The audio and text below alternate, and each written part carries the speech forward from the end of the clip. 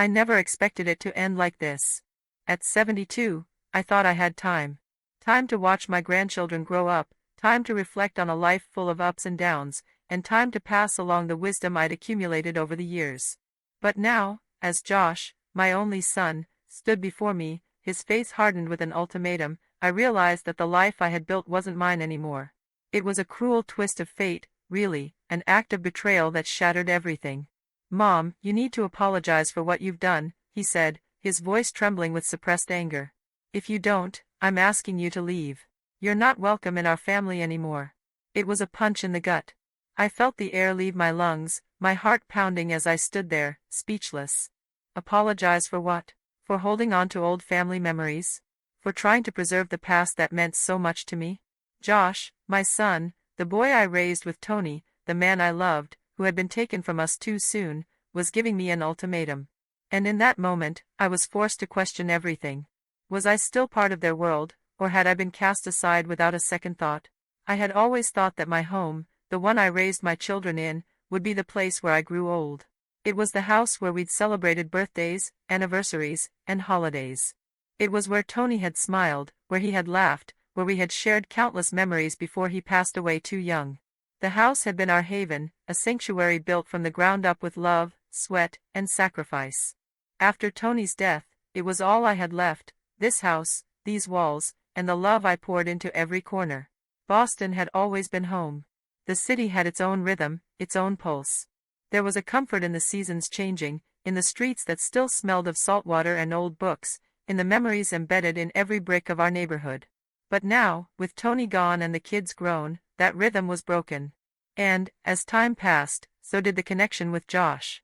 I had been married to Tony for 40 years, and though he had been gone for a decade, his presence still lingered in every room. His favorite armchair still sat in the living room by the fireplace, its worn upholstery a quiet testament to the years we had spent together. I still caught myself talking to him sometimes, asking his opinion on things I could no longer ask him face to face. Our children, Josh and Emily, had been the joy of our lives. They had both grown into independent adults, their lives full of the usual adult struggles and triumphs. But Josh, my son, had always been the one closest to me. We shared a bond, a quiet understanding. I had always been his biggest supporter, his confidant. But lately, it felt like he was slipping away from me, just out of reach. And it hurt more than I could say. It was subtle at first, the distance. I noticed how Josh began to call less frequently, how our conversations grew shorter, less meaningful. The invitations to family gatherings started to dwindle, and when they did come, they were never quite the same. Emily, his sister, was always more at ease in her life, more social, but Josh and I, well, we were always close. But something had changed. And I couldn't help but wonder if I had done something wrong. It wasn't just Josh's physical absence, though. It was his emotional withdrawal that left a more lasting sting. I used to be the one he would turn to when life felt heavy, when work was overwhelming, or when he just needed someone to listen. I used to be the one who knew his secrets, his dreams, his fears. But now, when I called, he would give me the usual polite responses, the "I'm fine, Mom, don't worry about me" lines. And I would hang up the phone, feeling like I was just an afterthought in his life. For months, I had tried to make sense of it all. Was it something I had said? Something I had done? I racked my brain, looking for clues, but I couldn't find the answers. And so I did what any mother would do. I started to fill the silence with more work, more distractions. I volunteered at the local library, took up gardening, and spent more time with my friends. But no matter how busy I kept myself, the hollow ache in my chest never went away. The one that said something was wrong. The one that whispered, "You're losing him." I tried to make excuses. He's busy, I thought. He has a family of his own now. He's got responsibilities. But no matter how much I tried to convince myself that everything was okay, I knew deep down that it wasn't. The silence grew louder with each passing year. The phone calls were less frequent, the visits fewer. I remember the first holiday that Josh didn't come home. It was Thanksgiving. The first time in all these years that our dining table had one less seat. I could see the disappointment in Tony's old chair, as if it too had been abandoned. I remember sitting at that table, alone, with nothing but the hum of the oven in the background, my reflection in the polished wooden surface staring back at me. The house felt empty. The warmth of the family was gone, and I was left holding on to the ghosts of the past. But I held on, because that's what you do. You hold on to what you have left, even if it's fading away. It was after that Thanksgiving that I noticed the shift in our relationship, the distance growing wider between us. I thought perhaps it was just a phase, a temporary thing. But as the months passed, I began to realize that I was no longer the center of Josh's world. That place had been claimed by his wife, Sarah, and their 2 children. And I was left to sit on the sidelines, watching as they built their own life without me. I never said anything, of course. What could I say? How could I ask for something I was no longer a part of? So, I stayed quiet, accepting the changes, hoping that one day things would go back to the way they had been. But then, the ultimatum came. And suddenly, everything was clearer than it had ever been before. I wasn't just a distant memory in their lives. I was being cast aside. My place in the family, my role as a mother, was no longer enough. It was as if my years of sacrifice, my years of love, had been erased in an instant. I had been reduced to a mere inconvenience, something that could be swept aside when it no longer suited their lives. And in that moment, standing there in my kitchen, hearing Josh's cold words, I realized that I had 2 choices. I could apologize, grovel for his forgiveness, and try to claw my way back into their lives. Or I could walk away and reclaim the life that was still mine. The choice wasn't as simple as it sounded. I had always been the one to give. I had always been the one to make sure everyone else's needs were met. Tony had been my partner, but I had always taken the lead when it came to the kids. I had made sacrifices for them, missed out on my own dreams to support theirs. And now, at the twilight of my life, the one thing I had left was the freedom to choose how I spent my time. But could I really give that up? Could I apologize and submit to their demands, knowing it meant giving up my dignity, my sense of self? No. I couldn't. I knew what I had to do. It was time to stop living for them. I had spent too many years living in their shadows, hoping for approval, seeking validation from those who no longer saw me as I was, who saw me only as a symbol of the past. It was time to reclaim my life, to stop being the background character in someone else's story.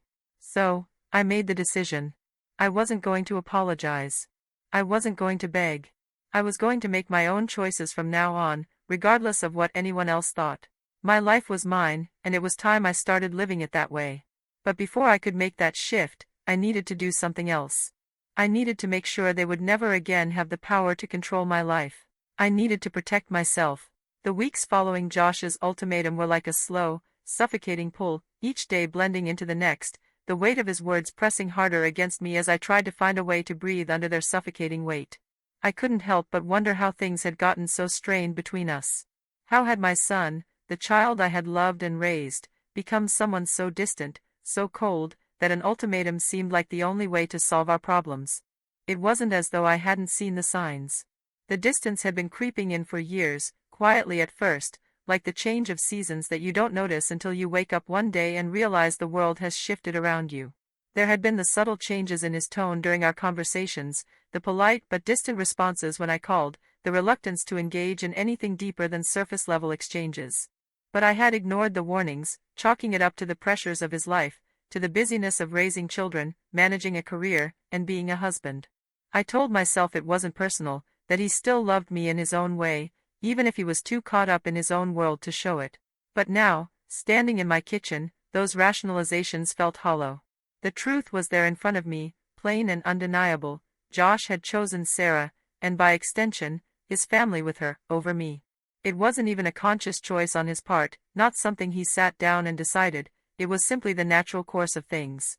They had grown closer, built their life, and I had faded into the background like an old photograph, no longer relevant to the life they were living. I had been relegated to the margins of their story, forgotten as they wrote new chapters without me. The pain of that realization was sharper than I could have imagined. To be so close to someone for so long, to pour everything into their well-being, their happiness, their future, and then to be tossed aside like yesterday's news, it made me question everything I had ever believed about love, sacrifice, and family. Had it been worth it? Had it been worth it to pour so much of myself into raising my children, only for them to grow up and push me aside when I needed them most? I hadn't realized how much I had depended on my relationship with Josh to define my place in the world. I had spent decades building my identity around being a mother, a wife, a grandmother. I had shaped my entire life around caring for others, fulfilling their needs, supporting their dreams. And yet, now, it felt like I was the one left alone, abandoned by the very people I had always been there for. The worst part was that I didn't know how to fix it. I didn't know how to get back to the place where Josh and I had once been, where we shared inside jokes, where he would call me just to talk, where he would come to me for advice or comfort. That connection had been lost, and I wasn't sure how, or if, it could ever be restored. The silence between us was deafening, and no matter how many times I reached out, no matter how many times I tried to bridge the gap between us, I felt him slipping further away from me, like sand running through my fingers. But in those quiet weeks following the ultimatum, something inside me began to shift. The pain of rejection was overwhelming, yes, but it was also a wake-up call, a reminder that I had spent too many years living for others, losing myself in the process.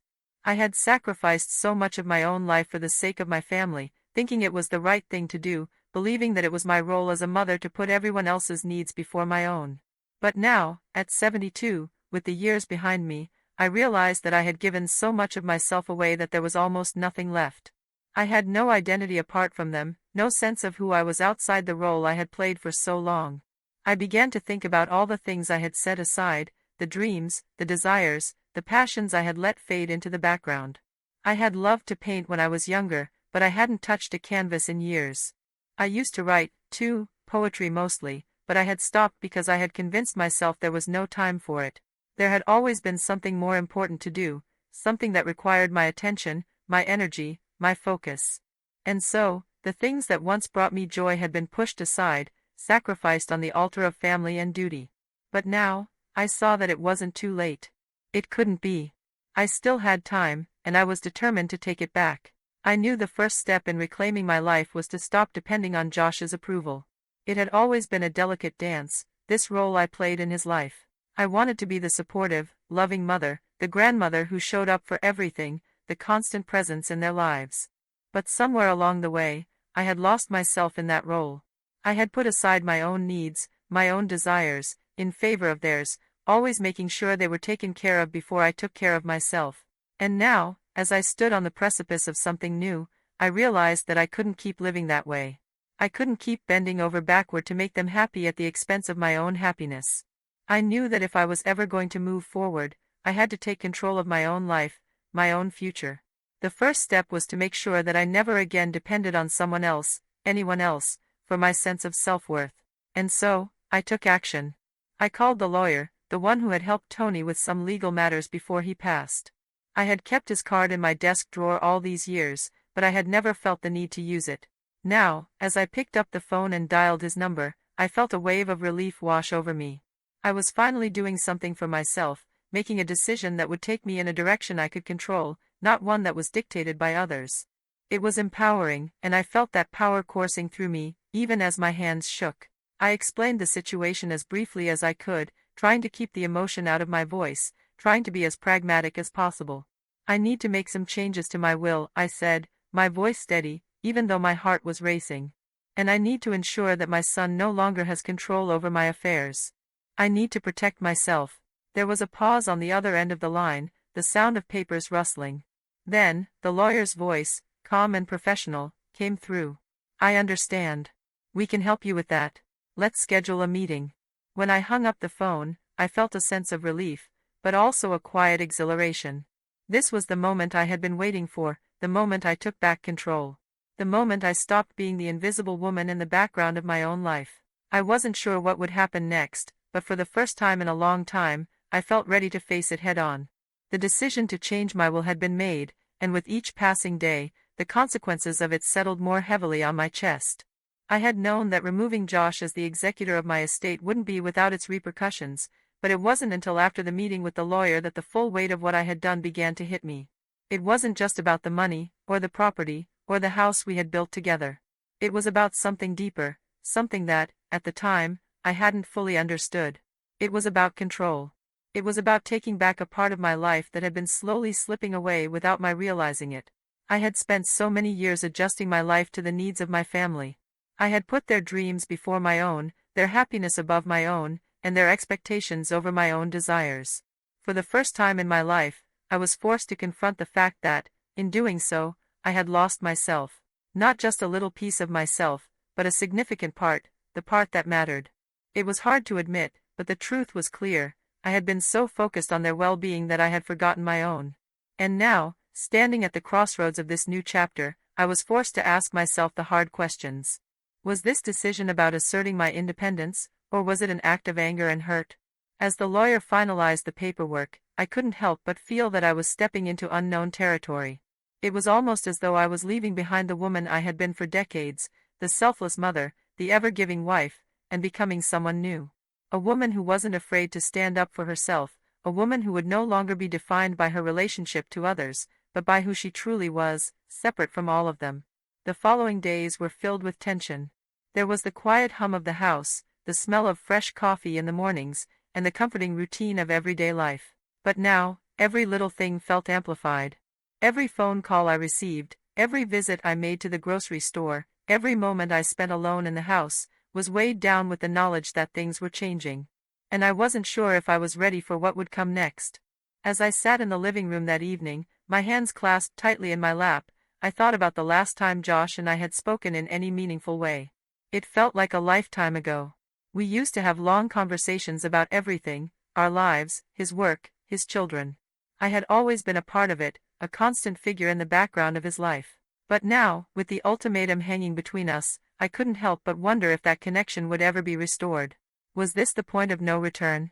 Would he ever understand why I had to do what I did? Or had I crossed an invisible line that would keep us apart forever? I knew the answers to those questions weren't easy, and they wouldn't come quickly. But I couldn't keep wondering forever. I had to act, had to stand firm in the decision I had made. The truth was, I was terrified. Terrified that Josh would never forgive me. Terrified that I had lost my place in his life for good. But there was also a quiet, undeniable sense of relief in taking control of my own future, of no longer being at the mercy of their expectations. The days dragged on. I tried to keep busy, filling my time with simple tasks, gardening, reading, spending time with friends. But as much as I tried to distract myself, the reality of what I had done kept creeping back into my thoughts. It was impossible to ignore. It was a haunting feeling, knowing that Josh would eventually find out, that the walls I had carefully built around myself would come crashing down when he did. Would he be angry? Would he feel betrayed? Would he cut me out completely, as he had threatened to do? I didn't know what to expect, but the uncertainty weighed heavily on me. I couldn't keep avoiding it forever. The conversation had to happen. I had to face him, face the consequences of my actions, and explain why I had made the decisions I had. The next week, I called Josh. It was the first time I had reached out to him since that fateful conversation, and my heart raced in my chest as the phone rang. It felt as though the world was holding its breath, waiting for me to say the words that would set everything into motion. I wasn't sure what I was going to say, or how he would react, but I knew it was time. "Mom," Josh answered, his voice flat, as though he already knew what was coming. "What's going on?" There was a long pause on my end. I struggled to find the words. "Josh," I said, my voice shaking, "I need to talk to you." He sighed heavily. "I don't know what this is about, but if it's about the will." I interrupted him, "It is. But it's not just about that, Josh. It's about everything." I could hear him shifting in his chair on the other end, the sound of him leaning back as though he was preparing for a confrontation. "I don't know why you had to do it this way, Mom," he said, his voice suddenly tight with frustration. "You didn't have to make this so difficult. I told you, I want you to apologize, and we can move on. It's not that big of a deal." My heart pounded in my chest. "It is a big deal, Josh. It's a big deal because I can't keep living like this. I can't keep apologizing for things that aren't my fault. I can't keep pretending like I'm okay with being treated like I don't matter."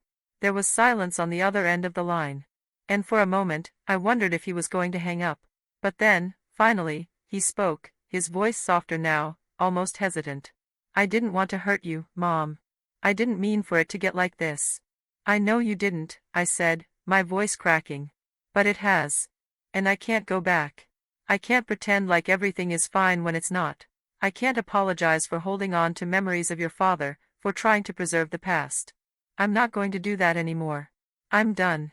His silence was deafening, but it was also strangely freeing. For the first time in a long while, I felt like I had said what I needed to say. It wasn't perfect. It wasn't the resolution I had hoped for. But it was the truth, and for that, I was grateful. "Josh," I said softly, "I love you. But I need to do this for myself. I hope you can understand that." The line went quiet again, and for a moment, I wasn't sure if he would respond. But then, just before the call ended, he said, "I don't know if I can understand, but I'll try." The days after my conversation with Josh were filled with an unbearable quiet. The silence that followed the phone call was all-encompassing, as though the universe itself was holding its breath. I had finally said what needed to be said, but I hadn't prepared myself for the aftermath. While I had stood firm in my decision, so sure that I was doing the right thing for myself, the emotional weight of it all hit me with an unexpected force. I hadn't anticipated the loneliness that would settle in afterward, like a cold fog that clung to every corner of my life. The house, which had once felt like a place of comfort and belonging, now seemed alien to me. There were no longer the sounds of Josh's laughter filling the walls, no longer the warmth of his presence in the kitchen when I made dinner or the soft murmur of his voice as we discussed the mundane details of our days. I had always imagined that my family would be my anchor, that they would be the ones who kept me grounded, even as I grew older. But in the aftermath of that conversation, I realized how much I had depended on that anchor to define my worth. And without it, I felt adrift in a sea of uncertainty. The days stretched on, and I found myself questioning everything. Was I truly in the right? Had I made the right decision? Had I pushed my son too far? I had been so resolute in the moment, so sure that I had taken the necessary step to reclaim my life, but now, the reality of that decision felt much more complicated. I had removed Josh as the executor of my will, made changes to ensure my assets would be distributed according to my wishes, and severed a tie that had been in place for decades. But in doing so, I had hurt him. And that hurt was a weight I couldn't ignore, no matter how justified my actions might have been. As the days passed, I found myself replaying the conversation over and over in my mind, looking for the signs that I had missed, trying to understand where things had gone wrong. Had I been too quick to make this drastic change? Had I misunderstood his intentions? I thought about the way his voice had faltered when I told him I wouldn't apologize. There had been a moment of vulnerability there, a crack in his tough exterior that made me question if I had done the right thing. Maybe I had pushed him too hard. Maybe I should have found another way to address our issues, a way that didn't involve alienating him entirely. But the more I thought about it, the more I realized that I had already been alienated. Not by my decision, but by the years of neglect that had built up between us. I had spent so much of my life caring for others that I had forgotten how to care for myself. I had allowed my son, my family, to dictate my worth, to define who I was. And when that worth was no longer acknowledged, I had been left wondering who I really was. It was a painful realization, but it was also an awakening.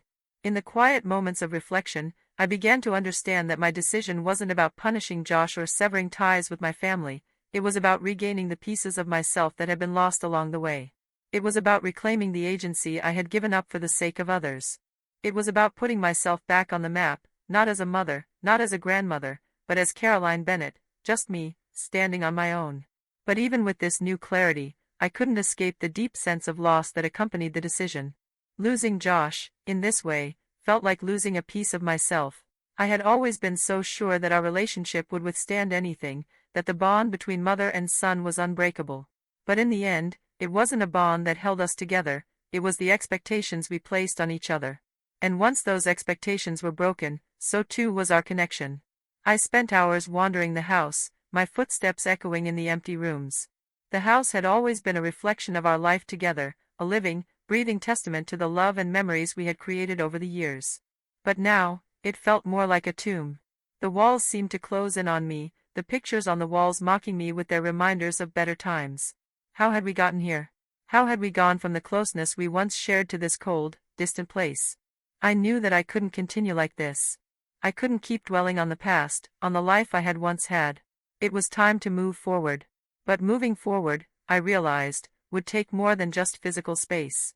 It would take an emotional leap, a leap that I wasn't sure I was ready for. The lawyer's words echoed in my mind, reminding me that the changes to my will were not just legal formalities, they were the first steps in forging a new life for myself. But the truth was, I was terrified of that new life. I had spent so long defining myself through my family, through my role as a mother, that I wasn't sure who I was without it. The thought of being alone in this house, in this life, was more overwhelming than I cared to admit. And yet, there was a strange sense of freedom in the fear. I had been living in the shadow of everyone else's expectations for so long that the prospect of stepping into the unknown was both exhilarating and terrifying. For the first time, I could imagine a life that didn't revolve around other people's needs, a life where I could focus on my own desires, my own passions. I had forgotten what it was like to dream for myself, to want something that wasn't tied to someone else's happiness. But the conflict wasn't over. I still had to face Josh, face the fallout from my decision. The reality was that I couldn't change the past, couldn't undo the hurt I had caused. But maybe, just maybe, I could begin to rebuild something new, something that didn't depend on anyone else's approval. As the days passed, I made small changes. I took up painting again, something I hadn't done in years. I started walking through the neighborhood, taking in the sights and sounds that I had long ignored. I called old friends, people I hadn't spoken to in ages, and made plans to reconnect. I didn't know where this new path would lead me, but for the first time in years, I felt like I was choosing it for myself. In those quiet moments, I thought of all the things I had given up for my family, for Josh and Emily, and for the life I had so carefully built around them. I thought of how much of myself I had buried in their lives, in their hopes and dreams. And I realized, with a painful clarity, that the sacrifice I had made wasn't sustainable. It wasn't healthy. And as much as I had loved my family, as much as I had given them everything I had lost the most important thing in the process, myself. For the first time, I could see a way out of that. I wasn't a supporting character in their lives, I was the protagonist in my own. But even with that clarity, even with the steps I had begun to take toward reclaiming my life, I still had moments of doubt. I still wondered if Josh would ever forgive me, if he would understand why I had done what I had. The silence between us was deafening. And though I knew it was for the best, I still found myself missing him in a way that was hard to articulate. I thought about the conversations we used to have, the way he used to lean in when he was telling me something important, the way his eyes would light up when he spoke of his children. I had been so proud of him, so proud of the man he had become. But now, as the days wore on, I couldn't help but wonder if that pride was misplaced. Had I been too blind to see the cracks in our relationship? Had I been too focused on what I thought should be to notice what was? The answers didn't come easily. And maybe they never would. But I knew one thing for sure, I wasn't going to let fear stop me from moving forward. The weeks after the conversation with Josh were filled with a strange blend of emotions. I had known, deep down, that the path I had chosen wouldn't be easy. But I hadn't quite anticipated just how isolating it would feel to walk it alone. I was so accustomed to having a clear place in my family's life. I was Tony's wife, Josh's mother, Emily's guiding hand. But now, standing on my own, I was confronted with a reality I wasn't entirely prepared for. I spent many sleepless nights in the quiet of my home, staring at the ceiling, my mind racing with thoughts of what could have been, what might have been.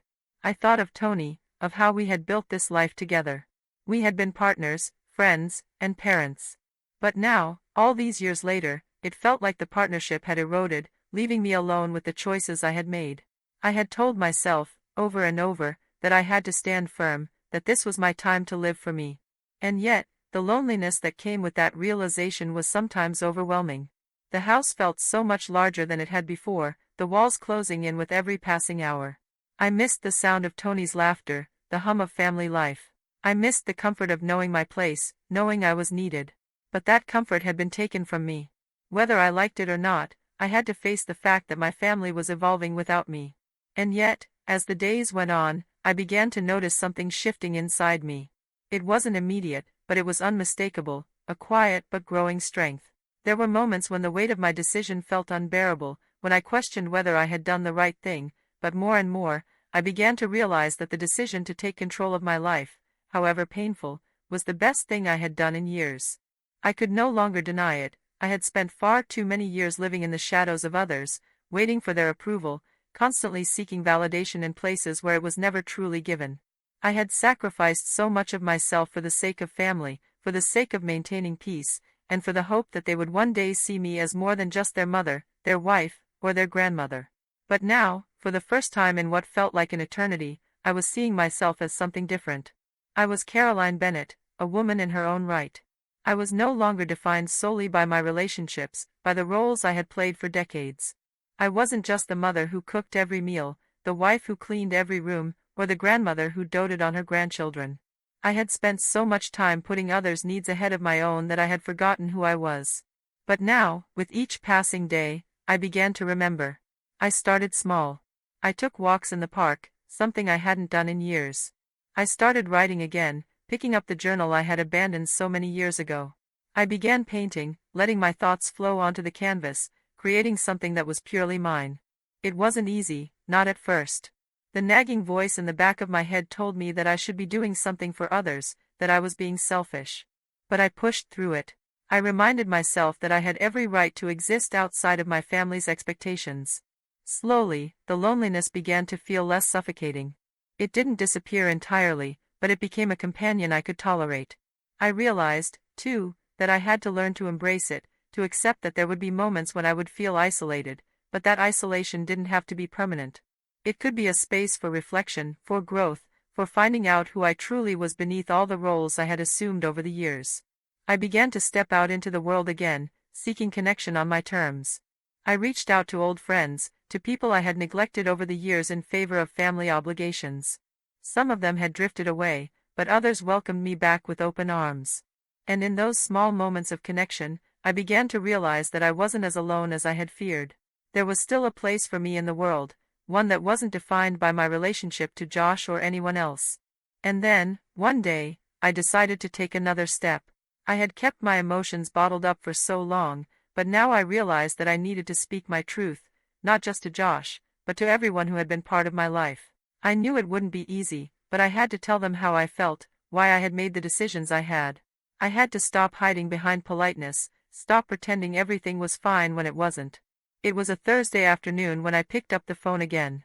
I didn't know what would happen next, but I knew I couldn't avoid it any longer. The call to Josh would be difficult, one I had dreaded, but I couldn't stay silent. I needed to explain, to be heard, to make him understand why I had made the choices I had. He answered on the second ring. "Mom," he said, his voice guarded. It was clear he hadn't expected to hear from me so soon after our last conversation. His tone was tight, cautious. "Josh," I said, trying to keep my voice steady. "I've been doing a lot of thinking. And I think it's time we talk, really talk, about everything." He sighed heavily on the other end of the line. "Mom, I don't know what there is left to say. I've told you how I feel. I've asked you to apologize." "I know," I said softly, the words catching in my throat. "And I'm not apologizing for the things you want me to apologize for. But I need you to understand why I can't do it. I've spent my whole life putting everyone else first, doing everything I could to make sure the family was happy, that everyone's needs were met. But somewhere along the way, I lost myself. And I can't keep doing that. I can't keep erasing who I am to make you happy." There was silence on the other end. I could hear him breathing, but he didn't respond immediately. "Josh," I continued, "I love you. And I always will. But I need you to see me for who I am. Not just as your mother, but as me. Caroline. I'm not perfect. I'm not a saint. But I'm not a doormat either." I could hear the strain in his voice when he finally spoke. "Mom, I didn't mean to make you feel like that. I don't want you to be a doormat. I just wanted things to go back to normal. To how they used to be. And I understand that," I said, my voice softening. "But things aren't the same anymore, Josh. And I can't go back to being that woman. I've changed, and I need you to accept that." There was a long pause, and for a moment, I wondered if the conversation was over. But then, finally, he spoke. "I don't know what this means for us, Mom. I really don't. But I hear you. I'll try to understand. I just don't know if I can right now." "I know," I said quietly. "And that's okay. It's going to take time. But I'm here when you're ready. And I'm not going anywhere." The call ended with a sense of finality, but it wasn't the kind of finality I had feared. It wasn't the end. It was the beginning of something new, something uncertain, but something that was mine to navigate. There was no easy resolution, no quick fix. The damage had been done, and our relationship might never be the same. But for the first time in years, I felt like I was stepping into a future where I wasn't just waiting to be needed. I was starting to live for myself. The next morning, I woke up early and made my usual cup of coffee, but today, there was a different sense of calm in the air. The silence of the house no longer felt oppressive, it felt peaceful, almost welcoming. The house, though empty, felt like a space I could shape into whatever I wanted it to be. It was no longer a symbol of my role in my family's life, it was a symbol of my freedom.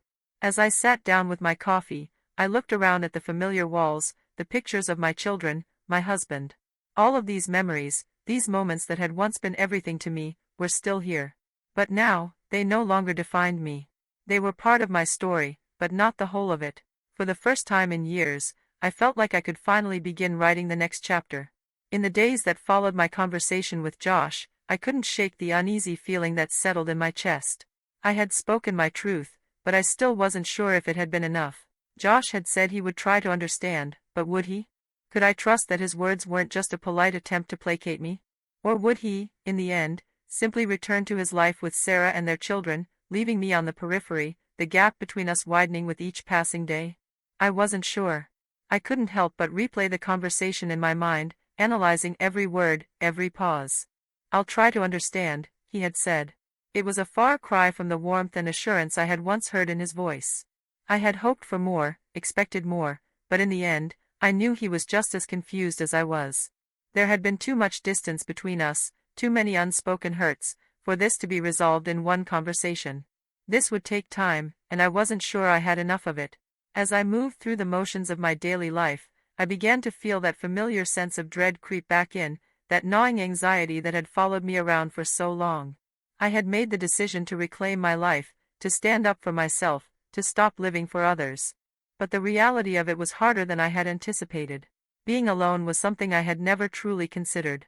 I had always assumed that being a mother, a wife, a grandmother, was enough to fill my days. But now, as I stood on the precipice of this new life, I was forced to confront the terrifying prospect of being alone, completely alone, in a way I had never been before. I spent hours in the evenings sitting by the window, watching the world go by, lost in my thoughts. The house felt colder without Josh and his family in it, their absence a constant reminder that my place in their lives was no longer secure. I had once been the center of their world, the one they turned to when they needed advice, when they needed comfort. But now, I was adrift, a woman without an anchor. And no matter how much I tried to remind myself that this was the right path, the right decision, the loneliness crept in like a shadow, clouding my thoughts. The phone calls became less frequent, the visits even rarer. Emily, my daughter, tried to be understanding, but I could feel the distance between us too. She had always been the more independent of my children, the one who had always seemed to glide through life with ease. I admired her for it, but now, I couldn't help but feel that she, too, was moving on without me. Our conversations were polite but brief, filled with empty words that masked the truth of how both of us felt. I loved her with all my heart, but I couldn't shake the feeling that I had somehow failed her, too. And then, one afternoon, I received a call that would turn my world upside down again. It was Josh. "Mom," he said, his voice tight and strained. "I need to talk to you. It's important." My heart skipped a beat. I hadn't heard from him in days, not really. We had exchanged pleasantries here and there, but nothing substantive. Nothing that spoke to the heart of what we were both struggling with. And now, he was calling me, sounding serious, almost desperate. What had changed? "Of course," I replied, trying to steady my breath. "What's going on?" There was a pause on the other end, and then he spoke, his words tumbling out quickly, as if he were in a hurry to get them all out before he lost his nerve. "I talked to Sarah. Anne. I think I need to tell you something. Something I should have said a long time ago." My pulse quickened. Was this an apology? Was he finally coming to terms with what had happened between us? I braced myself for whatever was coming next. "I think we've both been avoiding the truth," he continued. "And I don't want things to be this way anymore. I don't want us to be estranged. But I also need to tell you something that's been bothering me. You're right, Mom. You've been putting everyone else first for so long. But so have I. And I didn't realize how much I was contributing to this rift until I really thought about it. I've been so focused on my own life that I didn't stop to think about how you were feeling, about how my actions were affecting you." I felt a strange lump form in my throat as his words sank in. Was he actually taking responsibility for the distance between us? Was he finally acknowledging the emotional toll this had taken on both of us? It was the first time in ages that I had heard him speak so honestly, without the defensiveness, without the walls he had built between us. "I'm sorry, Mom," he said, his voice breaking slightly. "I should have been more present. I should have seen what was happening, and I should have been there for you. I didn't want to lose you, but I think I've been pushing you away without even realizing it. I'm sorry." The apology, when it finally came, was unexpected. It wasn't perfect, but it was real. It was raw, and it was something I had been waiting to hear for so long. And in that moment, something shifted within me. The years of hurt, the feelings of abandonment, the overwhelming silence, they didn't vanish. But in that brief exchange, there was a flicker of hope. "I'm not sure what's going to happen next, Mom," he continued, "but I want to try to fix this. I want to start over. I don't want you to feel like you're alone. I don't want to be the reason you're hurting. I want us to work through this together." I couldn't speak at first.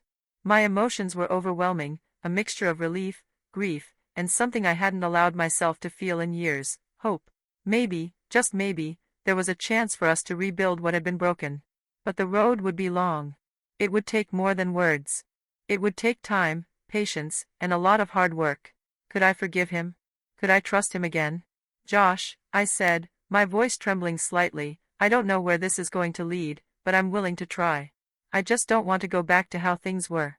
I need things to be different." "We both do." There was a long pause, and for a moment, I wondered if the conversation was over. But then, finally, he spoke. "I don't know what this means for us, Mom. I really don't. But I hear you. I'll try to understand. I just don't know if I can right now." "I know," I said quietly. "And that's okay. It's going to take time. But I'm here when you're ready. And I'm not going anywhere." The call ended, and I sat there, staring at the phone in my hand, trying to make sense of what had just happened. For the first time in what felt like forever, there was a sense of possibility, a glimmer of hope that maybe, just maybe, we could rebuild our relationship. It wouldn't be easy. There would be bumps along the way. But for the first time in a long time, I felt like it was worth fighting for. I spent the next few hours lost in thought, replaying the conversation in my mind. Josh's apology had been a turning point, but it was just the beginning. We both had so much to work through. But the most important thing was that we were finally talking again. We were finally acknowledging the hurt and the distance that had grown between us.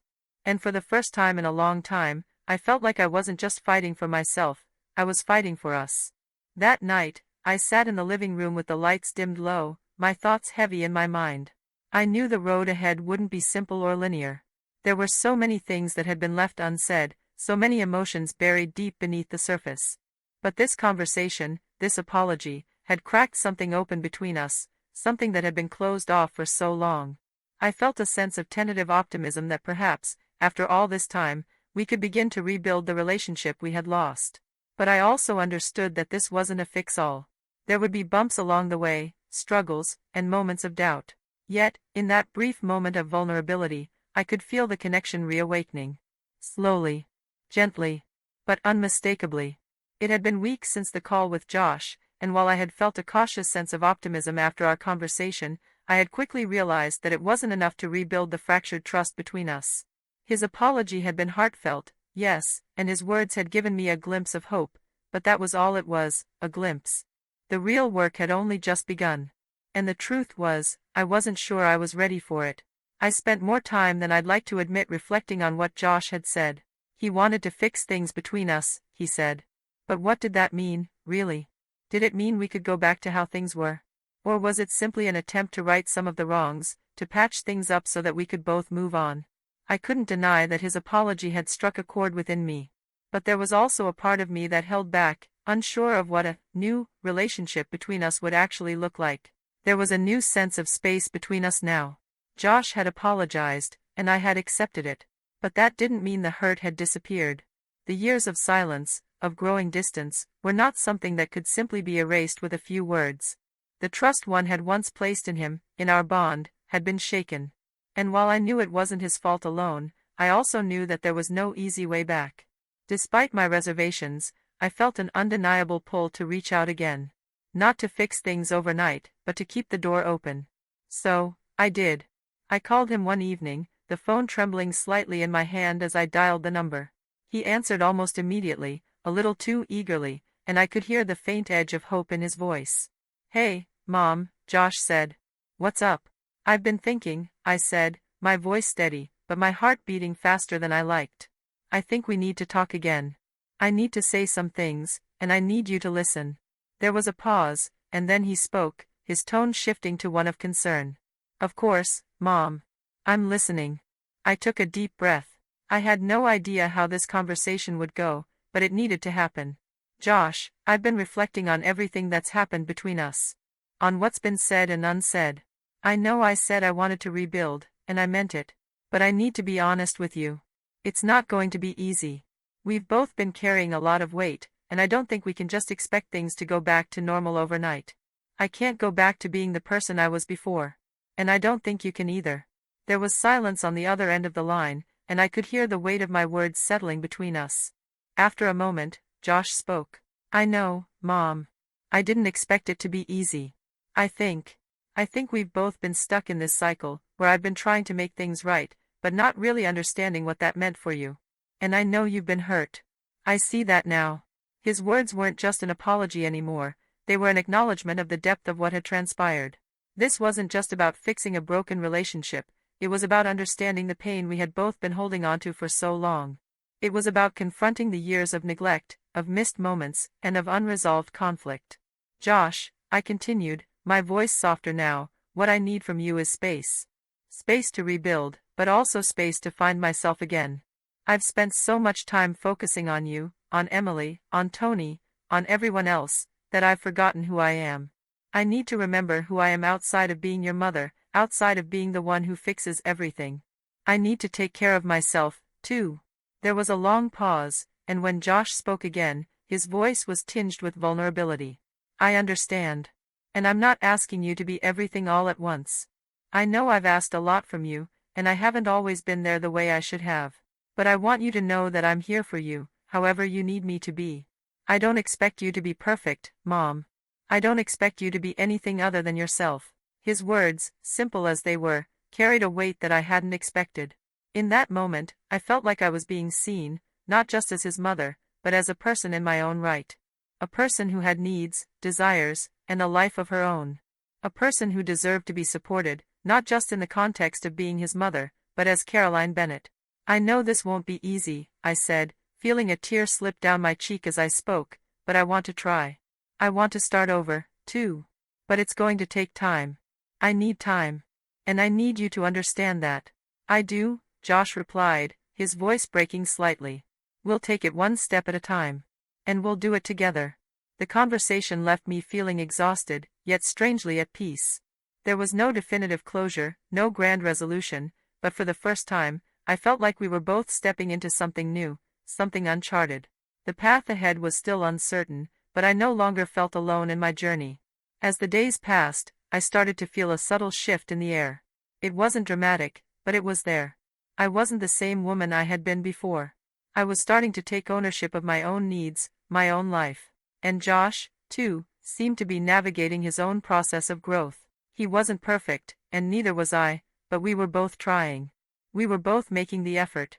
I spent the next few weeks focusing on myself, on the things I had neglected for so long.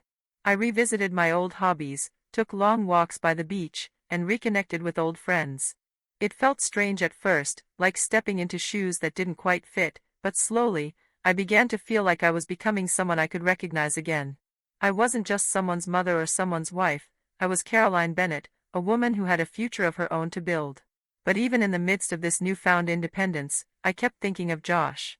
I thought about our conversation, about the vulnerability we had both shown, and about the possibility that, despite everything, there was hope. The path to reconciliation would be slow and uneven, but for the first time in years, I felt like we could make it. I still had moments of doubt. There were days when the loneliness would creep in again, and I would wonder if I had made the right decision.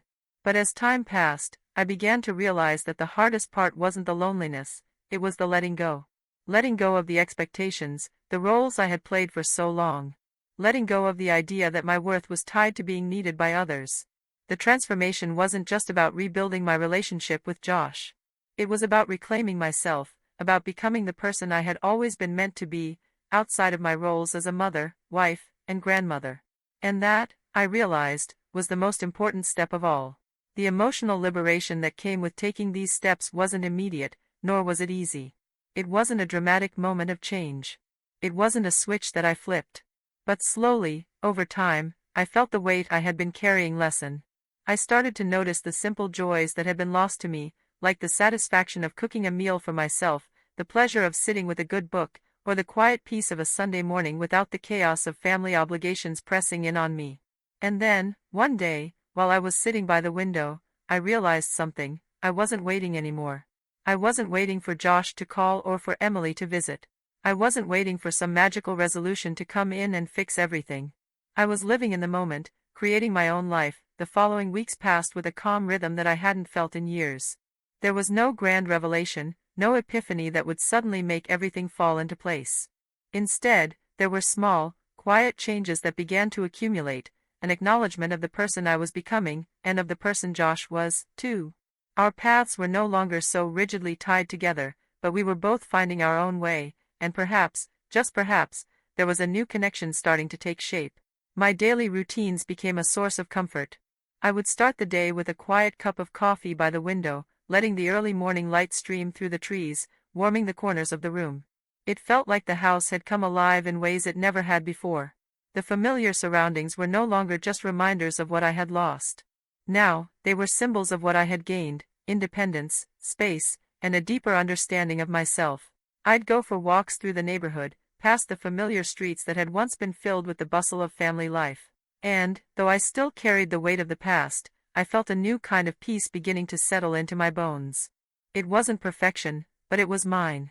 And that felt like a victory. Josh continued to reach out, his calls more frequent, though still tentative.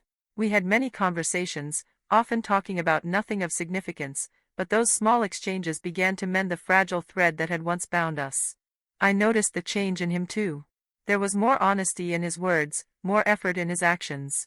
He didn't rush me. He didn't demand. And perhaps that was what I had needed all along: a space to breathe, a space to grow, without the pressure of constantly fixing what had broken between us. One afternoon, after a particularly long walk, I returned home to find a message on my phone. It was from Josh. "Mom, I've been thinking a lot lately. I know I've said this before, but I really want you to know how much I appreciate everything you've done for me and for Emily. I want you to be happy. I hope that, whatever happens, you know that I love you. And I'll keep trying to be there for you in the way you need." I felt my chest tighten as I read the message. There it was again, the fragility of it all. But there was something in his words that felt different this time. It wasn't about trying to force something that wasn't ready. It wasn't about pushing for things to return to normal, to what they once were. This message, unlike the ones before, didn't have any expectations attached. It was just a statement of love, and that, in itself, was profound. I sat there for a while, phone in hand, contemplating how much had changed. There was still so much work to do, so much healing left. But the sense of guilt and resentment I had carried for so long was starting to fade. It wasn't that I had forgiven Josh completely. He hadn't asked for forgiveness. He had simply shown me that he was willing to try. And that, for me, was enough for now. Later that week, Josh called again. This time, it was different. There was a calm in his voice that felt like the beginning of something new. No longer was he demanding anything from me. He wasn't trying to force a quick fix to our fractured relationship. He was simply present. "Mom," he said, his voice steady, "I've been thinking about what you said before, about needing space to figure things out for yourself. I want you to know that I'm not rushing you. I just want to be there for you, however that looks. We're both figuring this out, and I respect that." For the first time in a long time, I could hear the maturity in his voice, the realization that our relationship couldn't be defined by the past. It wasn't going to be like it had been before, and that was okay. Maybe we didn't have to go back. Maybe, just maybe, we could move forward. "I'm grateful, Josh," I said, my voice barely above a whisper. "I don't know what this will look like, but I'm willing to take it one step at a time. And I hope you know that I'm here for you too, no matter what happens." The conversation ended on a soft note, filled with an understanding that had been missing for so long. We weren't fixed, not yet. But something had changed. The walls that had stood between us for so many years were starting to crumble, not because we had forced them down, but because we had slowly allowed ourselves to trust that healing was possible. In the following months, the changes in our relationship were subtle. We began to speak more openly, share more about our lives, without the weight of expectation hanging over us. There were moments of tension, moments when old habits of avoidance or miscommunication reared their heads, but we worked through them. Slowly, I realized that the most important thing wasn't the end result, it was the effort we were both putting in. I also realized that the effort I had been putting into rebuilding my relationship with Josh was mirrored in the work I was doing to rebuild myself. I wasn't just a mother anymore. I was a woman with my own dreams, my own desires, and my own life to live. And for the first time, I was learning how to live for myself. I spent more time traveling, visiting friends, and even going on dates, something I hadn't done in years. I realized how much I had neglected my own happiness in pursuit of others' approval. It was at a small cafe on a rainy Tuesday afternoon when I finally felt like I had truly come into my own. I was sitting alone, a book in front of me, sipping coffee, when I had a thought that caught me off guard. For the first time in years, I wasn't looking over my shoulder, waiting for someone to need me. I wasn't anticipating a call from Josh or Emily. I wasn't waiting for anyone to validate my existence. I was simply there. And it felt good.